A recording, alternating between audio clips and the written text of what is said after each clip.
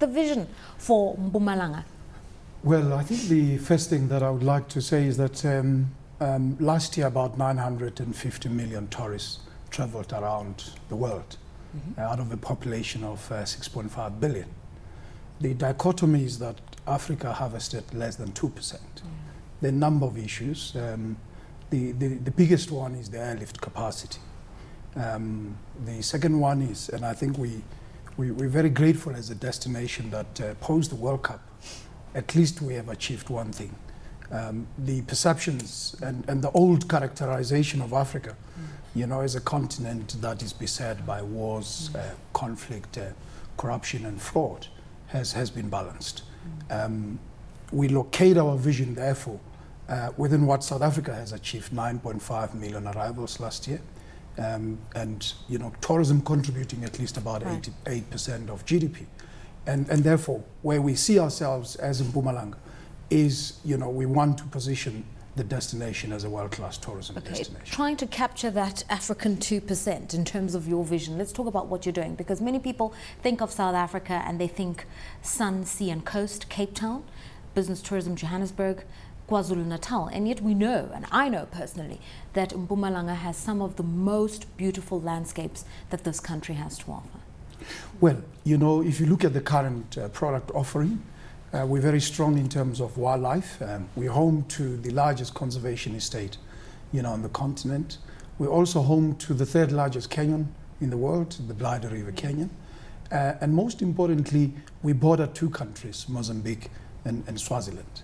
And therefore, we're talking 25 million people already that we need to access as a destination marketing organization.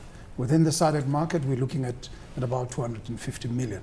We're starting to develop in the next coming 6 years to increase the current product offering, and we're going to be mobilizing about 40 billion rands of investment in order that we can compete with the rest, not only in South Africa, but with the best in the continent and globally. Let's talk about the competitive advantage, or the comparative advantage of being bordered next to Swaziland and Mozambique. You've launched the 3 countries, 3 cities, 1 day campaign. What is this route and how feasible is it and how quickly can people move around there? The brand is called Triland. I didn't say Thailand, I said Triland. It's the 3 countries in one. That means you can wake up in Swaziland in the morning, do breakfast, be exposed to royalty and cultural tourism, and travel into Nelspruit within a 200-kilometer radius, and be exposed to niche tourism, medical tourism, health tourism in Nelspruit, travel to Hazyview, do, you know, adventure tourism, and in the afternoon travel to Mozambique and be exposed to East African cuisine and entertainment. So the 3 destinations complement each other, and that's what we will be selling, you know, within the SADC market and the African market. Okay, it sounds very sexy, but Kwebi, I want you to put on your tourist hat now. Would that be enticing to you? It sounds like a lot of traveling, a lot to take in intellectually and culturally. It's a nice concept, but could it be refined? Well, if I'm going to Nelspruit for health tourism, okay, I better not have a facelift, because I'm not going to Mozambique with a facelift. All things aside, you know, this for me is a vision for South Africa. You know, tourism, and you know how strongly I feel about tourism, because tourism is something that can alleviate the social ills in South Africa very, very easily. It plays a part in GDP at the moment, but I think it can play a far, far greater role in as far as GDP is concerned. And why do I say tourism is so important for South Africa? Well, because it's a confined space. It has the infrastructure. It has the ability to take people from one end of the continent, one end of the country, to the other end of the country very quickly and efficiently, and it can give you all these different experiences across the country. So I'm definitely sold. When can I go? You can go with me as soon as we leave the studio. Fantastic. And I get left behind without the option of a facelift. I feel really affronted. All right, let's talk about the reality, sir, of making, of doing tourism in Mpumalanga, because you've been working on a fairly constrained operating budget post the credit crisis and the recession in South Africa. Well, you know, we have come up with a business metrics fundamental. In the next coming 6 years, what we need to achieve is to reduce our total dependency on the provincial grant, We're currently sitting at 90%. Our target in the next 6 years is to reduce that to 60%. We're also working on increasing our own revenue, which is currently sitting at 10%. The challenge in the next coming 6 years is to increase it to 40%. And we're going to then also have to invest more in generating, sufficient knowledge, competency, and skill within the organization. We're also going to have to invest more in terms of infrastructure maintenance and upgrade within our conservation estate. We're currently managing about 19 parks, representing about 220,000 hectares of land. And our strategy is to increase that to about 820,000 hectares by 2016, which basically means that our commercialization strategy will then have to deliver the much needed revenue on our side, so that there can be greater flexibility and ability on our part to take the destination to another level. In terms of this revenue generation strategy and commercializing a lot of your projects, how much private sector support are you getting at the moment? Are you trying to attract at the moment? Well, if you look at the 5 big projects that are going to drive tourism growth in the province in the next coming 6 years, the first is a major theme park around the Loskop tourism belt, and we're looking at about 25 billion rands of investment. We're currently studying various models, including the Disney World City. We don't have a Disney World City on the continent, so one of the things that we're very ambitious is to create one which will be within a 150 to 200 kilometer radius from OR Tambo International Airport, which takes about 25 million tourists currently as we speak. And then we're also looking at the Barberton Mountain Lands Escarpment area, the oldest rock formation in the world, dating 3.7 billion years. There we want to create a World Heritage Site. We're also looking at creating capacity within the capital, an international convention center. And the largest development is at the Blyde River Canyon.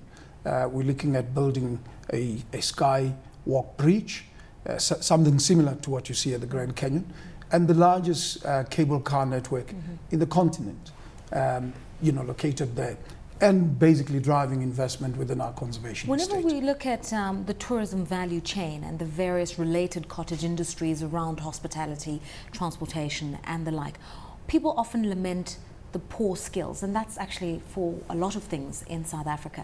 And so there is a sense that a lot of your budget, if your revenue generation scheme does work, is going to go towards training and development, as opposed to core marketing and conservation functions that you ought to be doing. Yes, Lerato, we're currently spending just under 1%, which is not good. And our target is to spend at least 10%, as a proportion of our total budget, because this is a service, led industry. And unless you get the service right, we will not turn our fortunes as a destination. All right. Prior to the Soccer World Cup, you focused on building a visitor centre, upgrading the Manyaleti Game Reserve, the Ndabeni project, a lot of developmental objectives. Talk to us about the synergies between the vision you're articulating, job creation in local communities, integrating them within the tourism setup. One of the things we, as building up, post the World Cup, is the 2010 Visitor Information Centre. We've appointed Kruger Lowfield Tourism to manage that centre for us, because it will bring more value for them than it would bring for us as a destination marketing organization. Manyaleti, we've just attracted 400 million rands of investment by the private sector, and we're creating a very new model based on the Madikwe Game Reserve model, where you find there's a combination between private sector, the state, and the new landowners, which is the Manyaleti Conservation Trust. 600 permanent jobs will be created in the next coming 2 years. As MTPA, we will invest another 20 million rands to look at infrastructure, road infrastructure, fence maintenance, and all other infrastructure that can turn Manyaleti around. Kwebi, given that the South African government has given the new Director General in the Department of Environment and Tourism a target of making tourism more than 10% of GDP, so there's a lot of pressure to make this a key growth sector, how can Mpumalanga ensure that they are not falling by the wayside, that they are critical to the tourism component? Well, I don't think they will, and I'll tell you why. Because if you just, I mean, and I think, if you just listen to what Charles has just said, Charles has spoken about, all the natural beauty around the Mpumalanga area. I think anybody coming to this country would want to, firstly, they would always migrate down to the Western Cape to go and see the Western Cape and get a wine experience. But then beyond that, they need to get some form of bushveld experience. And there's nothing as great as going up and seeing the Transfrontier National Park or the Kruger National Park, which is all really one thing, and potentially then creating a whole tourism destination up there. I think it's fantastic. I think the beauty of the area lends itself to the fact that that people will migrate there and will have to go there. And it really is just trying to create cohesion behind this, from a governmental perspective, I think. Finally, Mr. Ndabeni, ecotourism obviously becomes a real focus moving into the 21st century, climate change and a lot of those issues. You've got incredible potential to utilize the space that you've done with the game reserves that we've referred to earlier on. What are you doing in this space? Well, we are working on 3 key interventions. We are finalizing our climate, change response strategy. We are also working on 2 key, renewable energy projects. One is at the Blyde River Canyon, which is a 60 million rand investment project to produce clean energy. And we hope that we will be the first in the country, a conservation authority, producing clean energy and selling it to Eskom, but in the process creating jobs, because we need to create a balance between your economic and your ecological objectives. And thirdly, we are also working on this green economy agenda. We just opened the first green hotel at Castor Bridge, Hollow Hotel, and that is how we would want to present ourselves going forward as a green destination.